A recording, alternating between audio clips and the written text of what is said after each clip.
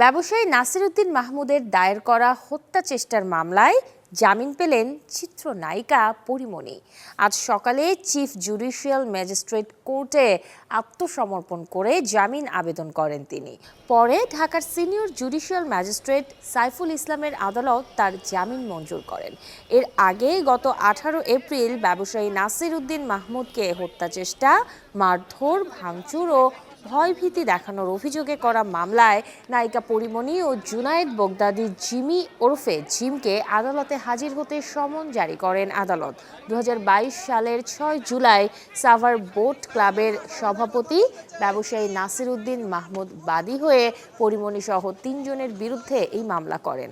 মামলায় বাদী নাসির উদ্দিন উল্লেখ করেন, 2021 সালের 9 জুন রাত 12টার পর আসামিরা সাভারের বোট ক্লাবে মদ পান করেন ও এক পর্যায়ে ব্যবসায়ী নাসিরের সাথে বাক বিতণ্ডায় জড়িয়ে তাকে হত্যার উদ্দেশ্যে মারধর করেন।